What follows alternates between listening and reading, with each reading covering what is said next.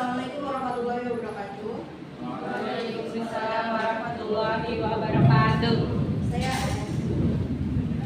Saya Sedukuk tim 2401046086. Sebelumnya saya ucapkan terima kasih kepada Bapak Dr. Andes Dr.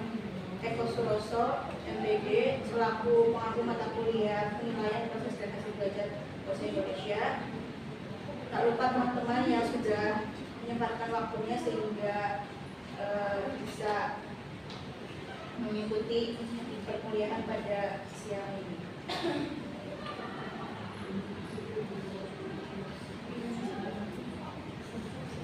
Saya akan memaparkan buku rangkuman karya Dr. Nana Sujana. Yang pertama, lakukan dan penilaian hasil dan proses belajar mengajar. Ditinjau dari sudut bahasa penilaian diartikan sebagai proses menentukan nilai suatu objek. Kemudian ada fungsi dari penilaian hasil dan proses belajar, yaitu yang pertama ada alat untuk mengetahui tercapai tidaknya tujuan instruksional. Maksud dari instruksional di sini yaitu yang diharapkan siswa setelah mengikuti proses kegiatan belajar mengajar.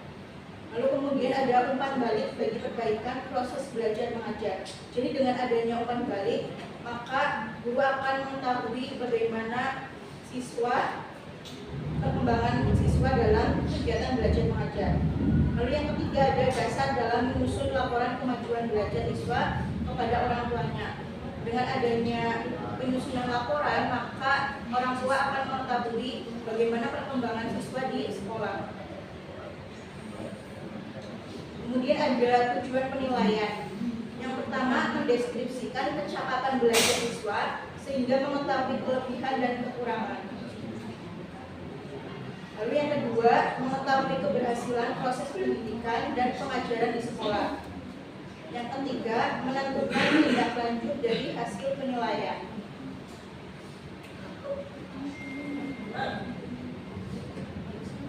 Lalu ada jenis dan sistem penilaian. Yang pertama, penilaian formatif, penilaian sumatif, penilaian selektif, penilaian diagnostik, dan penilaian penempatan. Penilaian formatif sendiri yaitu penilaian yang dilaksanakan pada akhir program belajar mengajar untuk melihat tingkat keberhasilan proses belajar mengajar itu sendiri. Berbeda dengan penilaian sumatif. Penilaian sumatif yaitu penilaian yang dilaksanakan pada akhir unit program, contohnya 1 bulan, akhir semester, dan akhir tahun. Kemudian ada penilaian selektif, yaitu penilaian yang bertujuan untuk memperluas selektif. Contohnya ujian masuk ke lembaga pendidikan suatu tertentu. Lalu ada penilaian diagnostik, yaitu penilaian yang bertujuan untuk melihat kelemahan siswa serta penyebabnya. Yang terakhir ada penilaian penempatan, yaitu penilaian yang bertujuan untuk mengetahui keterampilan prasyarat yang diperlukan pada suatu program belajar sebelum melakukan kegiatan belajar bagi program tersebut.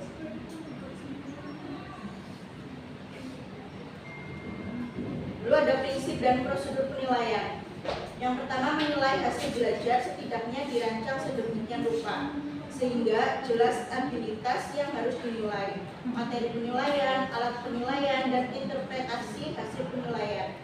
Yang kedua, penilaian hasil belajar hendaknya menjadi bagian integral dari proses belajar mengajar. Yang ketiga, penilaian harus menggunakan berbagai alat penilaian dan sifatnya komprehensif.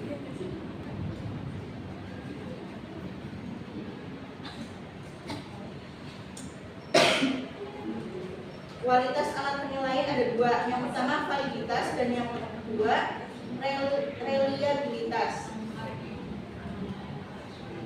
Kualitas alat penilaian validitas sendiri yaitu alat penilaian yang merujuk pada kemampuan alat penilaian untuk mengukur apa yang seharusnya diukur. Contohnya pengetahuan, kemampuan, keterampilan, dan keterampilan. Lalu yang kedua ada reliabilitas, yaitu untuk mengetahui data yang konsisten, stabil, dan dapat diandalkan serta untuk mengukur keterampilan siswa.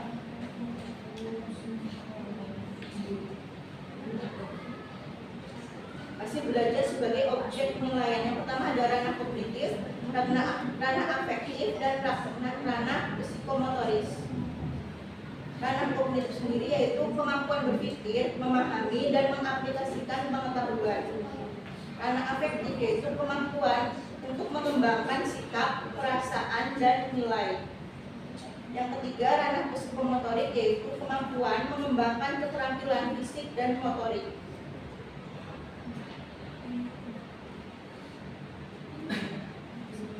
Tes sebagai alat penilaian hasil belajar. Yang pertama ada tes uraian dan yang kedua ada tes objektif.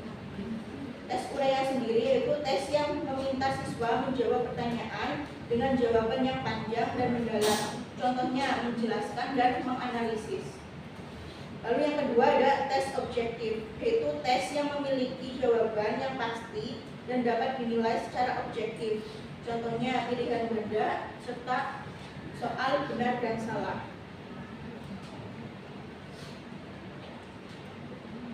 Proses belajar mengajar sebagai objek penilaian. Yang pertama ada tujuan dan dimensi penilaian proses belajar mengajar. Apabila penilaian hasil belajar lebih ditekankan pada tujuan pengajaran atau instruksional oleh siswa, maka tujuan pembelajaran lebih ditekankan pada perbaikan belajar mengajar. Lalu yang kedua, kriteria dalam menilai proses belajar mengajar. Setelah menentukan dimensi penilaian, tahap selanjutnya yaitu menentukan kriteria. Karena kriteria sangat berguna sebagai tolak ukur keberhasilan proses belajar mengajar. Kemudian yang ketiga, sumber data dan teknik pengumpulannya.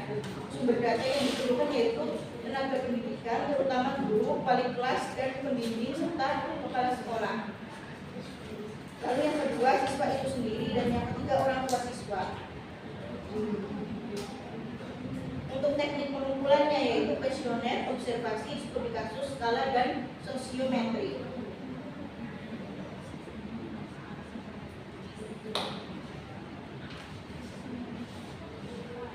Wawancara dan yang pertama ada wawancara dan kuesioner.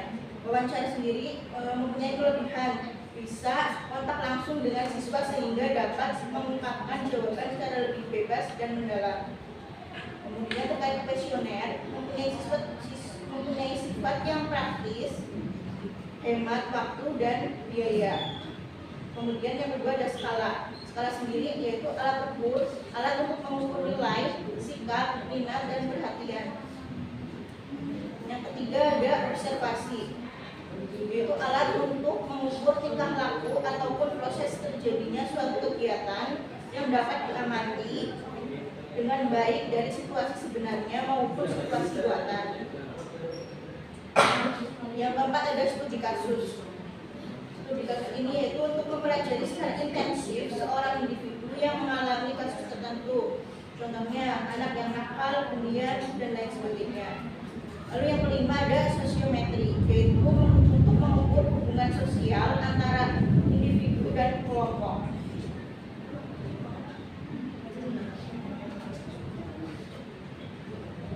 Pengolahan data dan hasil penilaian. Yang pertama ada batas kelurusan. Yang kedua cenderung memusat dan keragaman. Yang ketiga skor baku yaitu skor Z dan skor T. Yang keempat ada konversi nilai dan yang kelima ada pengolahan data hasil tes.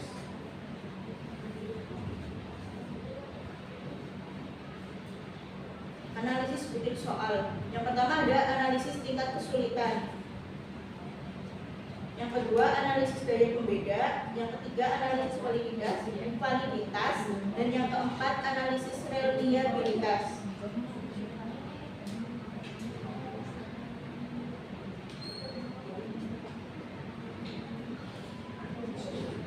Lalu ada pelaporan dan pemanfaatan hasil penilaian.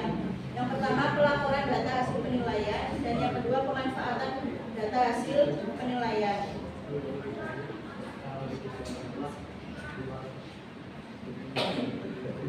Sudah dipastikan bahwasannya tidak seorang guru pun yang mengajar yang tidak melakukan penilaian terhadap hasil belajar para siswanya. Sebab ialah menilai hasil belajar siswa sehingga bagian integral dari tugasnya sebagai pengajar. Sekian, terima kasih. Barangkali ada pertanyaan.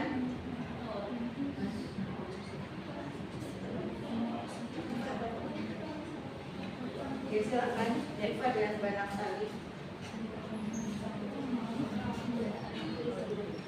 Ya, saya Fani Surya dengan NIM akhir 24 izin bertanya terkait dengan prinsip penilaian dan perkembangan penilaian. Menurut saudara Anissa Sudo, mengapa prinsip dan perkembangan penilaian sangat penting? Terima kasih.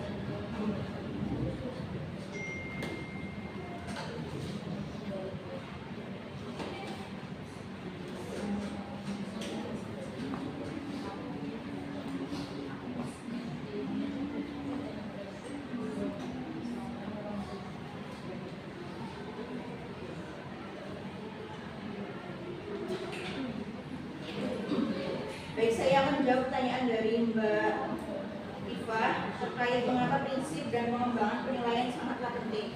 Yang pertama, untuk mengukur pencapaian tujuan pembelajaran. Yang kedua, menilai efektivitas proses pembelajaran. Yang ketiga, mengidentifikasi kekuatan dan kelemahan siswa. Kemudian saya akan menjawab pertanyaan dari Mbak Naftali terkait apa strategi terbaik untuk memanfaatkan hasil penilaian sebagai dasar pengembangan kurikulum. Yang pertama ada analisis hasil penilaian, yaitu mengidentifikasi kekuatan dan kelemahan kurikulum saat ini berdasarkan hasil penilaian. Lalu yang kedua ada identifikasi tujuan pembelajaran, yaitu menentukan tujuan pembelajaran yang ingin dicapai dan kemampuan yang ingin dikembangkan. Yang ketiga ada pengembangan kurikulum, yaitu membuat rencana pengembangan kurikulum berdasarkan hasil analisis dan tujuan pembelajaran. Yang keempat ada pengawasan dan evaluasi, yaitu melakukan pengawasan dan evaluasi terhadap kurikulum yang telah dikembangkan. Sekian, terima kasih presentasi dari saya. Kurang lebihnya mohon maaf.